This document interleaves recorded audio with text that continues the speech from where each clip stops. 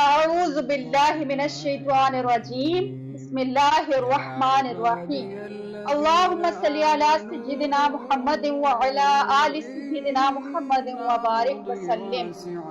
آج آپ سے ایک بہت پیاری تحریر شیئر کرنا چاہوں گی جو مجھے بہت زیادہ پیاری لگتی ہے، اور ایسا ہے کہ کوئی بھی اچھی بات جب کسی دوسرے انسان تک پہنچے تو کیا پتا کس کے دل کو کون سی بات کب چھو جائے اور زندگی میں ان کے لیے ایک بہت بڑی تبدیلی کا باعث بن جائے۔ اسی لیے ہم سب کو چاہیے کہ اچھی بات جو انسان کو معلوم ہو تو کوشش کرنی چاہیے کہ وہ ضرور دوسروں تک پہنچائی جائے۔ انداز کوئی بھی ہو پہنچانے کا، بس کوشش کیجیے کہ پہنچا کر اپنی دنیا اور آخرت دونوں کے لیے فلاح کا سبب بنا لیجیے۔ اور وہ خوبصورت تحریر یہ ہے کہ کیا کبھی آپ نے دریاؤں کی زندگی پر غور کیا ہے؟ اگر کریں گے تو معلوم ہوگا کہ دریا کبھی بھی واپس نہیں بہتے، وہ ہمیشہ آگے ہی چلتے ہیں۔ اسی طرح انسان کو بھی اپنے ماضی کو بھول کر مستقبل پر فوکس کرنا ہے۔ دریا اپنا راستہ خود بناتے ہیں، لیکن اگر کوئی بڑی رکاوٹ سامنے آ جائے تو آرام سے اپنا رخ موڑ کر نئی راہوں پر چل پڑتے ہیں۔ اسی طرح انسان کو بھی مشکلوں اور رکاوٹوں سے لڑنے میں، بحث کرنے میں اور ضد کرنے میں وقت کو ضائع نہیں کرنا چاہیے۔ آپ گیلے ہوئے بغیر دریا پار نہیں کر سکتے۔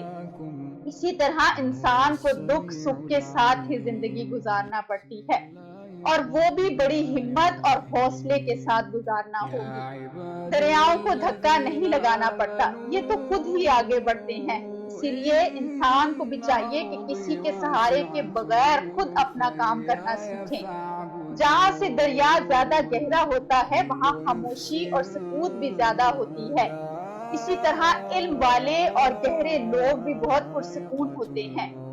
پتھر پھینکنے والوں سے الجھے بغیر دریا بہتے چلے جاتے ہیں۔ آپ بھی یہ بات سیکھیے کہ روڑے اٹکانے والوں کی پرواہ کیے بغیر آپ بھی زندگی کی جانب رواں دواں رہیں اور آگے بڑھتے رہیں۔ ایک بڑا دریا چھوٹی ندی نالوں اور چشموں کو اپنے ساتھ ملنے سے کبھی نہیں روکتا۔ اسی طرح آپ بھی اپنا ظرف بلند اور نگاہ سر بلند رکھتے ہوئے ہمیشہ اپنی زندگی کی کامیابی کا سفر طے کرتے رہیں۔ اللہ رب العزت سے دعا گو ہوں کہ ہمیں زندگی کے ہر معاملے میں ایک اچھی رہنمائی کے ساتھ چلنے کی توفیق عطا کرے۔ اللہم آمین وما علی الا البلاغ۔